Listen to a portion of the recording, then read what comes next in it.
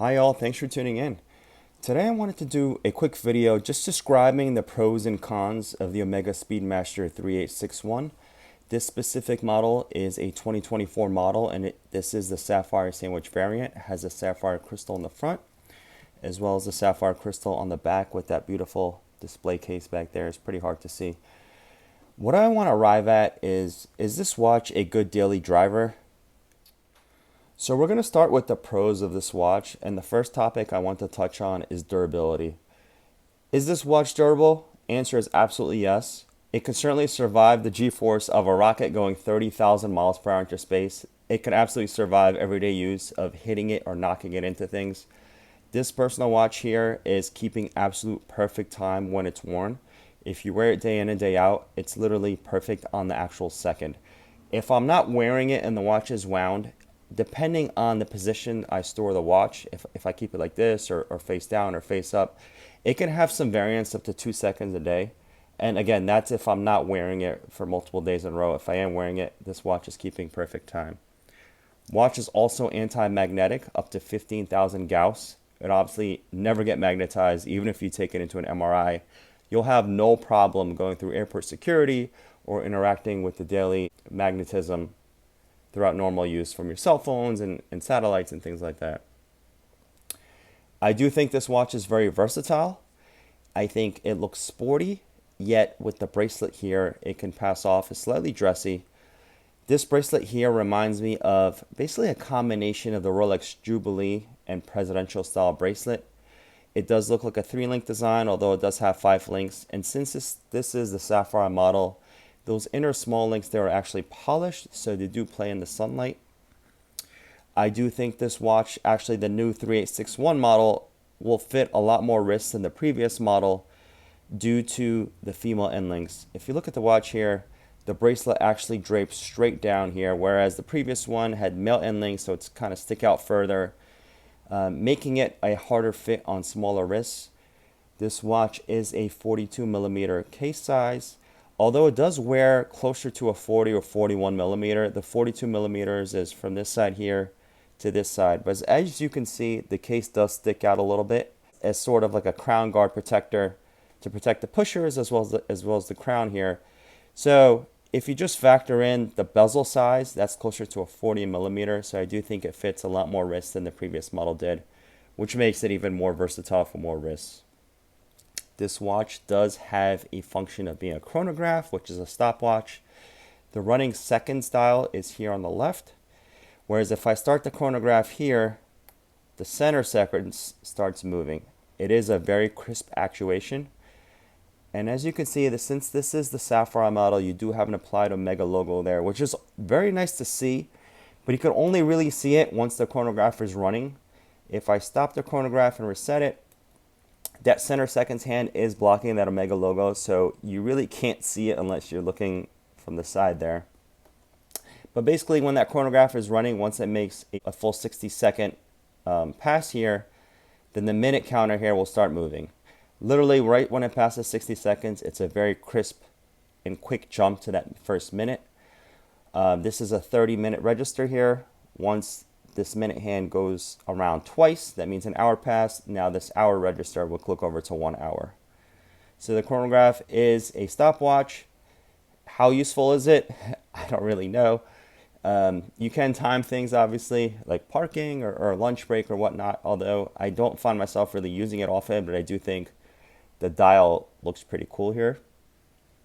Obviously, this did time that, I believe was a 13-second burn coming into orbit on one of the moon missions. It did save the astronauts' lives. So like I said, this watch is extremely accurate. It is META certified, which it's supposed to run from 0 to 5 seconds a day. It's never supposed to run slow. So that means you can't be late to anything. It's only supposed to run fast. Those are basically some of the pros of the watch. I'm just going to quickly touch on some of the cons or considerations. That may not be an issue for some people. It may be an issue for some. The watch is manual wind, meaning that you do have to wind it before that power reserve runs out, or else the watch will die. This is true to form. The original Omega Moonwatch was manual wind. It had to be manual wind for it to be selected to go into space, because obviously in space there's no gravity, meaning that a rotor in an automatic watch, it's not going to start turning on its own with motion because there is no gravity. So had to be manual wind. That's why this one is still manual wind. Due to that fact, I don't mind it too much, although it is something that I have to do every 2 days or so, and I have to remember to do it. It does take about 75 winds from when the watch is dead to it being fully wound. You'll know it's fully wound is because the watch will stop winding. It is a stop to it. It's not like an automatic watch where you can continue rotating the crown. You can't override an automatic watch. With manual winds, it'll let you know that it stopped and you should not force it past that or else you'll break something. So manual wind is something that you do have to consider. The power reserve of this watch is set at 50 hours. However, I did hear that it can last up to 65 hours, but Omega stated it at 50 to pass the METAS tests up to 50 hours in terms of accuracy and things like that. We're going to get into water resistance next. This watch is 50 meters of water resistance. Omega claims or says you can swim with it. I do trust them, although I wouldn't want to take that risk. There's too many openings for water to get into the case here, and I don't want to take a risk with maybe one of the gaskets failing or becoming dried up.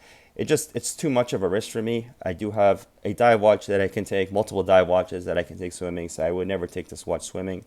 Although if you do, just make sure you don't operate any of the pushers or turn the crown underwater. Now I want to talk about the bracelet. I've seen many reviews of this watch before I purchased this watch. Every single review talks about how comfortable the bracelet is. And I've never seen a YouTube video talk about what I'm going to talk about next. But let's talk about the bracelet here. As you can see, it articulates greatly. It's very, very free-flowing, meaning that it can wrap around your wrist very well with really no hot spots. I do have an issue with the comfortability though. If I open this up here and take a look at the inside, the links on the inside are just as rounded as they are on the outside here. Meaning that when I wear this watch, I actually get tons of marks on my wrists from all of these rounded links here. If you look at something like the Rolex Jubilee bracelet, yes, it's rounded on the front like this is, but if on the Rolex Jubilees or any other bracelet really, the inside links are actually flat, so it can sit flat on your wrist. I don't know why Omega decided to keep the inside of the links here rounded, because every time I wear this watch, I get marks all over my wrist. Red marks, indentations, every single time. And I don't wear this super tight. I just wear it, in my opinion, how a normal watch should be worn. There is some free flowing here, not super tight, although I always get marks. So that's something that you do have to consider. And again, I've never seen another video really talk about this. Speaking of the bracelet, I also want to talk about the on-the-fly micro adjustment. Now, this does come, thankfully, with an on-the-fly micro adjustment. However, it's literally just one notch. You push this button here that says push, and you move it out. That's all there is right there. Push it back in, push it in. There you go. In and out. I'm thankful that this watch does have that, because on days where it's hot and my wrist swells, I could pull it out of a little bit. But I do feel that a watch should have more than just one notch of micro adjust, even if it's on the fly. I think at least 2 to 3 more small notches here would have done this watch more justice. My Rolex Submariner has the glide lock system. I have used that every single time I put it on the watch because I feel like my wrist is always a different size. Whereas this, it's only one notch, so I don't feel that it's enough. If you lose a lot of weight or gain a lot of weight, you do have to add or take out or put in links, which is a little bit annoying. Last thing I want to talk about is the fact that there's no date on here. This does not bother me at all. I don't prefer a date on my watches. My watches that do have a date, I actually never set them. But for those that rely on a date every single day, this watch might not be for you. So again, just a quick video. Is this a perfect one watch collection? I don't think so. I think there are some downsides that may necessitate you having another watch, such as swimming or diving. I wouldn't take this swimming, so I would have to have a second watch for swimming. But that's all I want to touch on today. If you have any questions, please leave them down below, and have a great day, everyone.